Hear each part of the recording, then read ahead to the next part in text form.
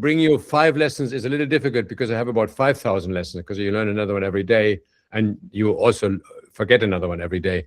The first one and the most important for me, and it just came up, is this one. I can put this in a poster. It's a little more harmless. We just read on the screen that we actually design relationships. In order to design relationships, we have to have relationships. I have done my best work, our best work, only for clients whom I had a relationship with. Somebody, I'm not saying best buddies, but but realize that they understand me, I understand them. You can make mistakes, they won't kill you. They can make mistakes, you won't kill them. You work together for one particular common purpose. And young people always say, oh, it's a luxury. You've been doing this forever and you speak, I'm a ladi. You can afford this. No, you cannot not afford this. If you don't check your clients for a good relationship with yourself and their own people, it's not going to work. And assholes doesn't mean they're bad people. It just means they don't work with me. I had just recently a client calling, oh, do some designs, we have a little project. And I said, what's the budget? He said, oh, we don't have a budget. Well, if a client doesn't have a budget, it's not a client. It's like you go into the restaurant, you don't bring money or a credit card. I'm sorry, they're going to throw you out. So that's what makes them an asshole, but not having a budget. Then they're not clients. Very simple. I have to move on because I have 5 things to share with you.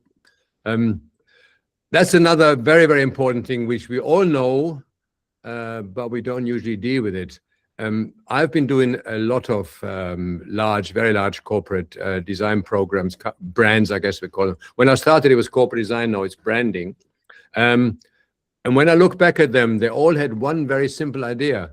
And the simple idea is not about this incredibly well-balanced logo that performs well with this particular typeface and has these imagery and these sounds and all this sort of stuff. But there's something way more basic that we recognize as people, as we recognize patterns, we recognize other people, we react to music and nature and things. So we recognize when something has a specific rhythm to it, a color, and repetition is important. Showing things over. It doesn't matter whether you can make a great system with a really bad logo. I should not say this, but you can even make a brand with a bad typeface. I mean, I wouldn't do that, but you can.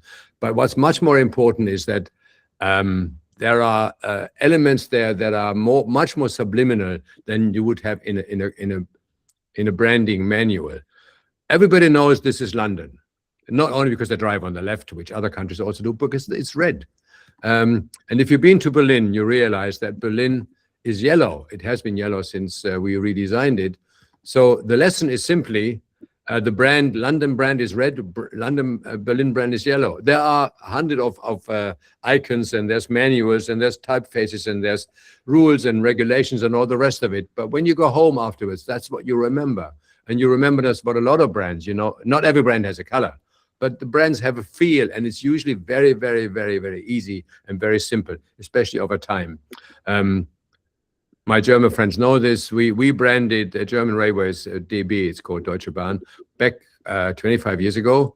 And they have white trains and a red line on them. Sorry, what am I doing? Oh, here. So this is basically the brand. It's white with a red stripe.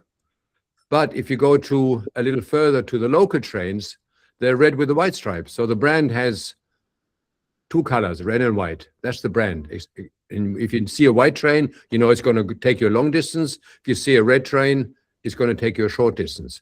Of course, it has a typeface. All the brands I ever designed have a typeface, because typefaces are the voice of a brand, the visual voice, and you can do a lot. And it's very, very easy because it creates a consistency, because we read all the time. Whatever AI and everything comes up, we'll be reading more than ever, probably. So this is essentially the brand of Deutsche Bahn, German Railways. There's a little bit of red, there's a black typeface, and everybody recognizes it, even without the brand. If you step on the train, if you're German, you know where you are. And that's my learning from having worked with typography forever. All these rules are useful, but essentially it has to work so well, type has to work so well that you don't notice it consciously. It's like background music. You don't notice it, but it works. Otherwise, department stores wouldn't run it, or radio stations wouldn't have their own sound. It's a nervous system, typography. It connects everything, and the minute you're aware of it, doesn't work. The minute you're aware of your nervous system, you get a headache. So this is there. It's got to be very strong. It's got to be connected, but it's got to be essentially be, I wouldn't say invisible, but so strong in the background that it's not in your face, but it's in your mind. Just one little example. I've showed these at length when I did my big presentations. We redesigned The Economist 25 years ago, actually exactly in May 2001. And we put some little elements in there that are essentially wayfinding. Like if an article is carried over from the previous page, it has one little triangle. If it finishes, it has a square. If it carries over to the next page, it has two little triangles. And all the little headlines have a little red overscore. And all the graphs that The Economist makes are red. So we put those elements into the typeface, just a few triangles, a bullet, and a couple of squares and arrows and stuff. And that is the brand. The Economist has been redesigned 3 times since 2000 by other people, not us. And those elements have survived. So this, in other words, is all it needs. Some element that nobody else has, that's used in a specific way on a newspaper. This is a brand. There's no logo. It doesn't need a logo. So that's one thing you learn. The concept can't be complex. A complex concept people don't get. A concept has to be very simple. It's has little red elements. It's black and white. It always has a large headline. It's always got round corners, whatever, something really, really simple. But the execution makes it complex, that you carry those simple truths and simple characteristics, simple personalities everywhere. So then it becomes really complex, and then you need a lot of dialogue with the clients, and you need a lot of detail work. But the core concept has to be really, really, I dare even say, dumb. Another thing that happens often, and this especially is at younger designers, you get a little issue and you think, oh my God, how am I going to solve this? You know, this is so complicated, so difficult. No, it usually just looks at you. So you look at it and you go to bed and look at it again the next morning, or you do what all children do. You take it apart and look at the details. You look at the parts that they give you, the name, the location. Does it have, any company name that has an O in it in the Roman alphabet has got a logo made already, because an O is a hole and a bullet and everything that they design themselves. I tend to do very, very simple, dumb things like this is a New Year's card that designed itself. So if you look at this, you could probably guess the year from it, if you're as clever as I am. Well, there's 2 lines there. Then there's 0 lines there, then there's 1 line there, and then there's 5 lines there. So it's 2015. A cheap little letterpress printed New Year's card, and it designs itself, because 2015. 2 lines of type, 0 lines of type, 1 line of type, 5 lines of type. See, it's just easy, and these should never take more than 10 minutes. 10 minutes to think up. Then, of course, they take days to make because they break and they don't work, and you never have enough typefaces, and you never have enough ink, never have enough time. Another thing that's really important, especially if you're haven't got 60 years behind you like I have, and I still make major mistakes. Sometimes something really goes wrong and it's too late to start over, so you make them work for you. I got asked by the Dutch post office back in 2000 and it was 1990, 1991. My God, this is before most of you were born. For the Olympic Games, to design stamps. And they said there should be 4 stamps, 65 cents, 75 cents, 80 cents, 90 cents. And then they gave me 5 different sports. And I didn't look into it because I was so pleased and I was so happy to get this project. And I was kind of proud, the Dutch post office has very high design standards. So I was too vain to check. And then I realized, oh shit, I got 4 stamps, but 5 sports. How do you do that? It was a mistake, and I didn't dare call them and say, look, did I get this wrong, or did you get it wrong? Because it kind of like, so I made a solution. I sketched 5 sports into 4 stamps, which you can easily do. As it happens, the Olympic rings are 5 of them, because we have 5 continents. So there you are. There's 4 stamps for 5 sports, because each stamp has a bit of the next stamp on it. You just divide 5 by 4 and you have it. Very simple.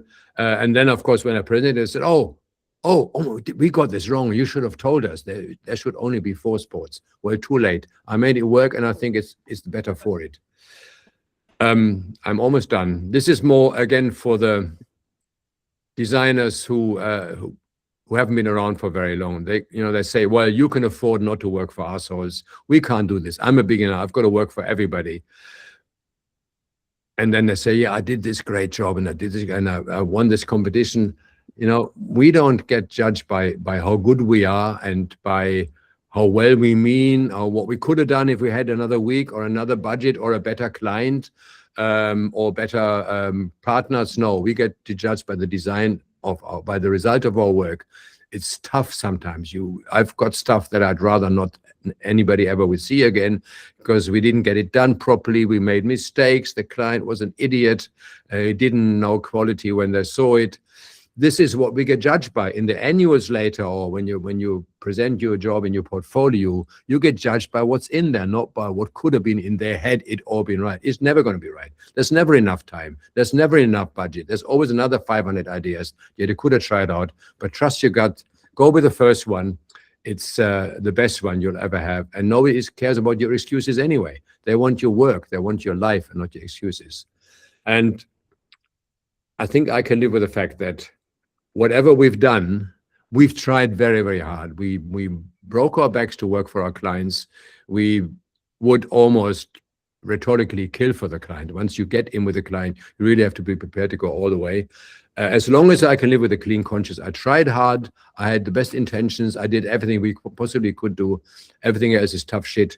But I don't have to be afraid of not going to heaven or hell or wherever one goes to, because I tried hard. I have a clean conscience.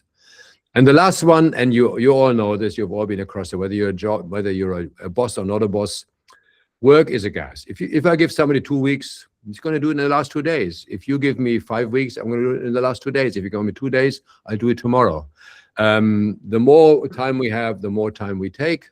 The more people you have in a group, the worse the work gets. 7 people, no more. You can't work with more than 7 people around one table, because once you have 8 people, you start making hierarchies. You have 4 groups of 2, 2 groups of 4. There's always 2 people who are either at the toilet or on vacation or don't feel well or whatever, or miss the train. So 7 people is the maximum. Maximum for a good studio is 49 people, 7 times 7. Maybe get an 8th team in for the back office. 7 is the magic number for good reason. Literature, fairy stories are full of the glorious 7 and what have you. But as Noise, sometimes it has to be tough. Sometimes I had to pretend to people that the deadline was tighter than it really was, because I knew if I would tell them they had 4 weeks, they would spend 12 weeks and get all over the place and lack concentration and just get into little sidelines. No, give them 2 days or whatever, or 2 weeks, and give hard deadlines, and then it'll work. Who needs to be early?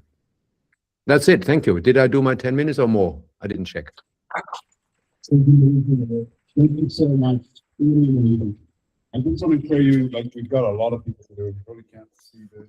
Yeah, there's quite a few. The camera on the Mac is not widescreen. One question for Erik. Who's the first to get their hand up? Blue screen now. That's not good. I moved around the mic too much. Chris, did you see who had the hand up? Betsy. You want to just come closer maybe so we can see you?